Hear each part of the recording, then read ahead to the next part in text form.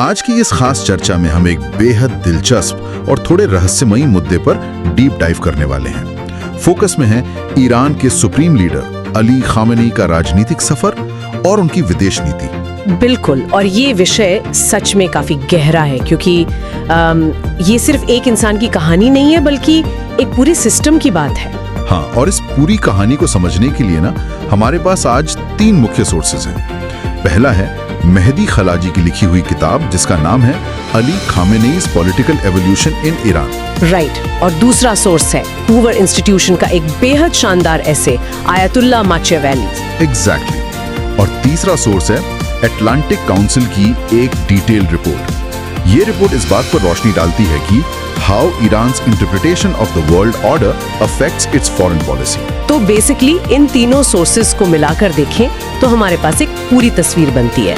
हाँ, और आज हमारा मेन मिशन यही है, ये समझना कि कैसे एक आय, कविता पढ़ने वाला, पाइप पीने वाला और साहित्य प्रेमी एक मामूली नेता धीरे धीरे मिडिल ईस्ट का सबसे ताकतवर और लंबा शासन करने वाला ऑटोक्रेट बन गया। और यहाँ शुरुआत में ही ये क्लियर कर देना जरूरी है कि इन सोर्सेज का निष्पक्ष रूप से विश्लेषण करना हमारा उद्देश्य है। चाहे सोर्सेज का एनालिटिकल पर्सपेक्टिव लेफ्ट लीनिंग हो या राइट लीनिंग, हमें सिर्फ इन नीतियों और विचारधाराओं के पीछे का सच समझना है। सही कहा, किसी का पक्ष नहीं लेना है। ठीक है, तो आइए ऐसे समझने की कोशिश करते हैं शुरुआत से। चलते हैं सीधे 1989 के उस वक्त में जब अयातुल्लाह खोमेनी की मौत हुई थी। वो साल ईरान के इतिहास में एक बहुत बड़ा टर्निंग पॉइंट था। बिल्कुल था। और मेहदी खलाजी की किताब में इस वक्त का जो जिक्र है ना, वो सच में हैरान करने वाला है। जब नया नेता चुनना था और खमेनी का नाम उनके उत्तराधिकारी के रूप में पढ़ा गया तो खुद खमेनी भी हैरान थे। हाँ, मतलब उनके चेहरे पर आश्चर्य साफ झलक रहा था क्योंकि उस वक्त उनके पास सुप्रीम लीडर बनने के लिए वो आयतोला वाली जरूरी धार्मिक क्रेडेंशियल्स तो थी ही नहीं। वही ना, फिर भी वो अचानक इस सबसे ऊंचे और ताकतवर पद पर पहुंच गए। उनके पास वो टॉप टियर क्वालिफिकेशन नहीं थी जो संविधान मांगता था। पर उस वक्त की राजनीतिक मजबूरियों को देखते हुए पूरा सिस्टम ही बदल दिया गया। संविधान में बदलाव किए गए ताकि खोमेनी फिट बैठ सके क्योंकि वो मैनेज करने में आसान लगते थे। और यहाँ पर ना बात सच में बहुत दिलचस्प हो जाती है। अगर हम उनके पृष्ठभूमि की बात करें तो खमेनी का शुरुआती जीवन वैसा नहीं बीता जैसा आमतौर पर किसी टॉप क्लेरिक का होता है। उनका ज्यादा वक्त मशहद में बीता था, कौम में नहीं। हाँ, कौम नहीं बल्कि मशहद। और मशहद का जो माहौल था वो ट्रेडिशनल फिलॉसफी के सख्त खिलाफ था। वहाँ पर कर्मकांड और मिस्टिसिज्म यानी रहस्यवाद पर ज्यादा जोर दिया जाता था। और यहाँ जो सबसे दिलचस्प बात है वो ये कि खामेनी एक ट्रेडिशनल हार्डलाइनर बिल्कुल नहीं थे। वो एक अलग ही टाइप के धार्मिक नेता थे। किताब बताती है कि उन्होंने 2000 से ज्यादा किताबें पढ़ी हैं जिनमें पश्चिमी साहित्य का एक बड़ा हिस्सा शामिल है। मतलब आप इमेजिन करें, एक स्ट्रिक्ट इस्लामिक नेता पाइप पीते हुए वेस्टर्न नॉवेल्स पढ़ रहा है। ये उनके व्यक्तित्व का एक अनोखा पहलू है। उन्हें खास तौर पर रूसी क्रांति और वेस्टर्न लिटरेचर पसंद थी। जैसे कि उन्होंने टॉल्स्टॉय की द ऑर्डील और जॉन स्टाइनबेक की novel the grapes of rats का हवाला दिया है। जब उनसे पूछा जाता था कि विरोधियों को क्यों दबाया जाता है तो वो स्टाइनबेक की किताब का उदाहरण देते थे। हाँ, वो कहते थे कि देखो अमेरिका में कैपिटलिस्ट्स ने अपने विरोधियों के साथ क्या किया। एक तरह से उन्होंने लिटरेचर को ही एक टूल बना लिया था अपनी सरकार की ब्रूटैलिटी को सही ठहराने के लिए। एग्जैक्टली। और एक्सपर्ट होने के नाते आप इसे कैसे देखती हैं? एक कट्टर नेता होने के बावजूद उन्होंने लिटरेचर को डिस्कार्ड नहीं किया।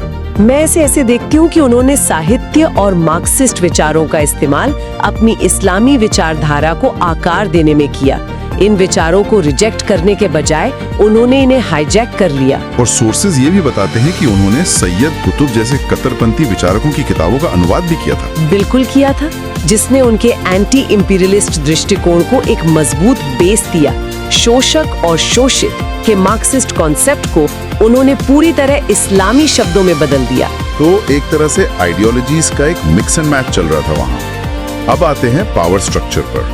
हूवर इंस्टीट्यूशन का ऐसे इस सब को एक माकियावेलियन खेल कहता है, जवाबदेही के बिना ताकत। ये फ्रेज उनके सिस्टम को परफेक्टली डिस्क्राइब करता है, पावर विदाउट अकाउंटेबिलिटी। और इसको समझाने के लिए ऐसे में एक रूब गोल्डबर्ग मशीन का उदाहरण दिया गया है।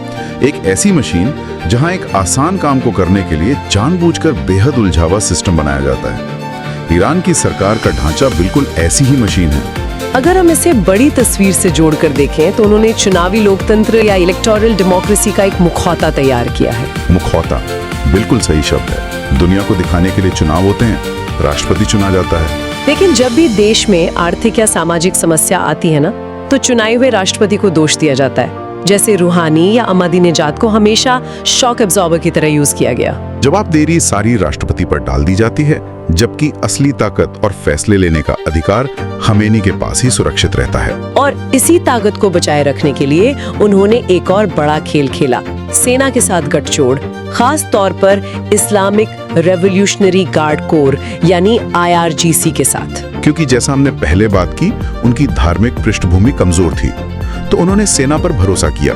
ये एक आपसी फायदे का सौदा बन गया है ना। कंप्लीटली।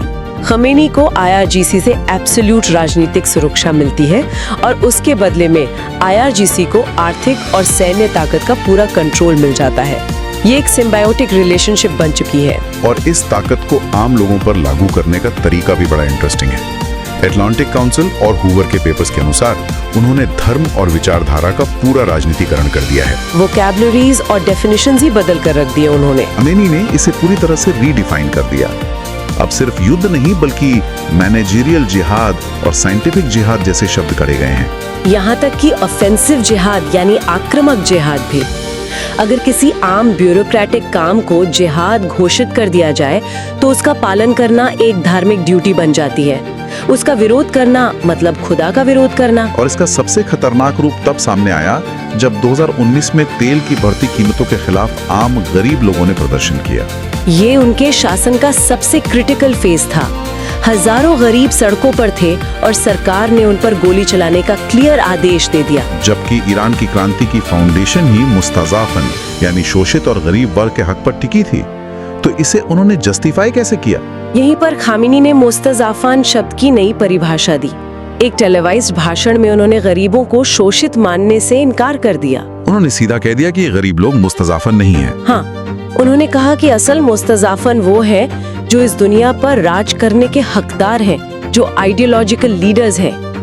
एक ही झटके में आम जनता दुश्मन बन गई।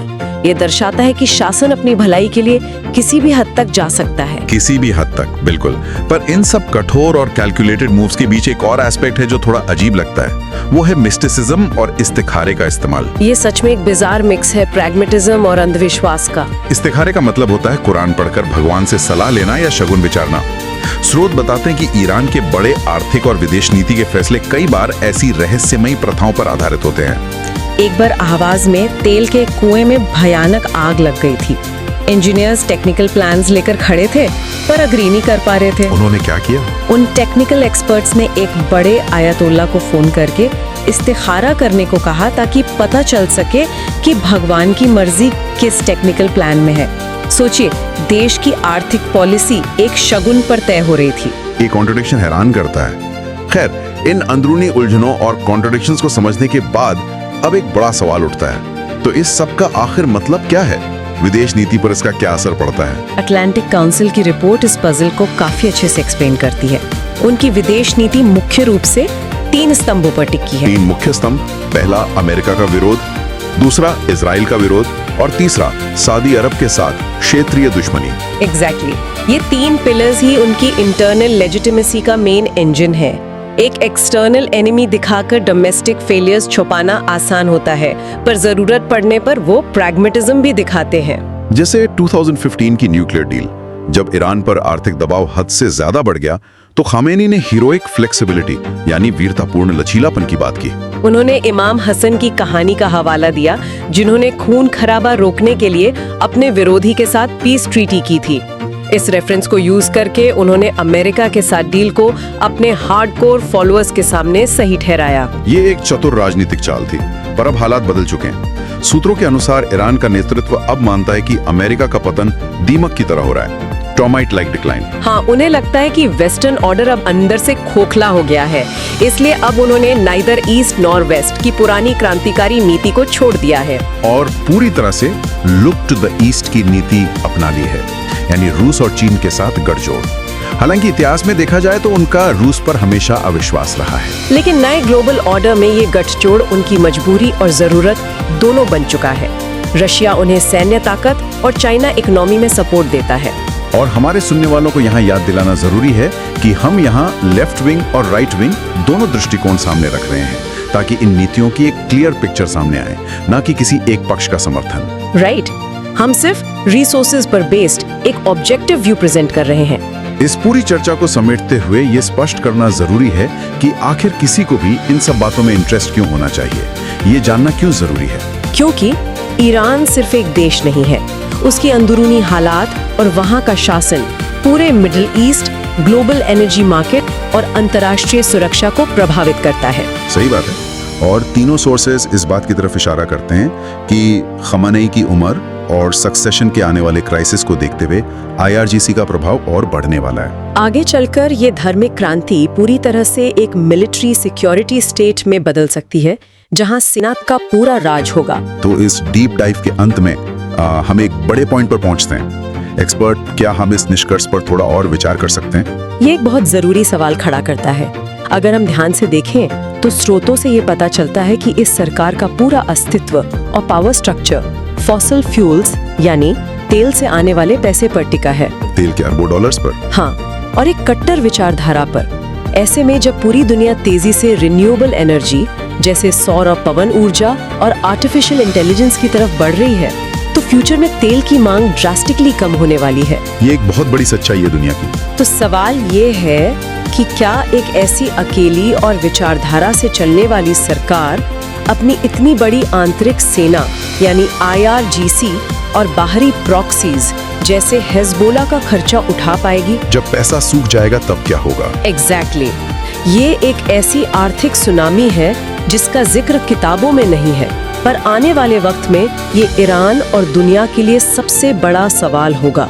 जब तेल का पैसा नहीं होगा तो सर्वाइवल कैसे होगा? सच में ये एक ऐसा थॉट है जो इस मुद्दे को देखने का नजरिया ही बदल देता है। आने वाला वक्त और आर्थिक बदलाव इस शासन की सबसे बड़ी परीक्षा होगी। इस विचार के साथ आज के इस गहरे विश्लेषण को हम यही समाप्त करते हैं। उम्मीद है इन सोर्सेज के जरिए पर्दे के पीछे की कहानी साफ हुई होगी। अगली बार फिर एक नए विषय की तह तक जाएंगे।